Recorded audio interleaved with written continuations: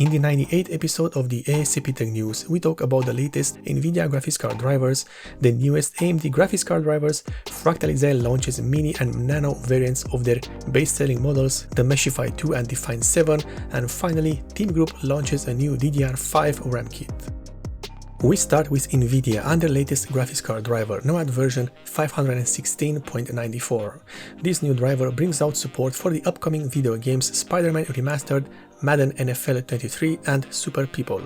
This driver adds G-Sync support for no less than 18 monitors and GeForce experience optimizations for 13 new video games.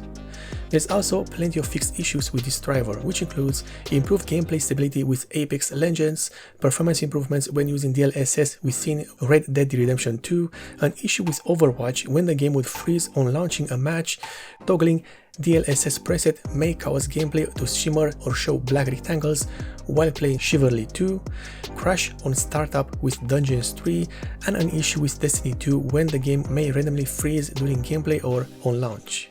All of the above have been fixed, and a few others that are not worth mentioning in a short video like this one. And as with any other graphics card driver, many issues are left unresolved, too many to list and mention in a single video, but you can see them on the screen right now. As usual, I've already installed this driver on my system and nothing new to report. No new crashes and no performance gains in my daily usage, which for me is a win. Next, AMD has released what can be said to be the equivalent of the NVIDIA graphics card driver that we've talked just a few seconds ago. This driver is now at version 22.8.1, and it brings out optimizations and support for the upcoming video games Spider-Man Remastered and Thymesia. In addition, with this driver, Halo Infinite finally gets support for Radiant Boost with VRS enabled. In terms of fixed issues, there is plenty to talk about, such as displays may flicker black when switching between video playback and gameplay windows on some AMD graphics cards, such as the RX 6700 XT. Video output will freeze in Project Zomboid. Games based on the Love 2D engine may be rendered incorrectly. Stormworks build and rescue crashes during startup.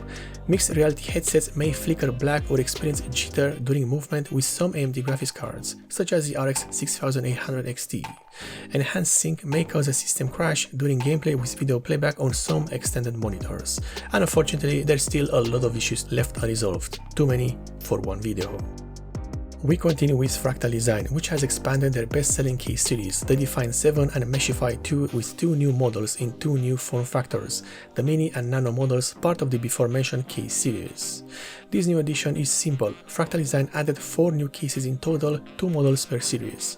The Mini models are the same cases as their ATX siblings, but they will take micro ATX motherboards and below, while the Nano models will take only Mini ITX motherboards. From a design standpoint, there isn't much to say. These cases have the same design language as the rest of the series, but adapted to the new form factor.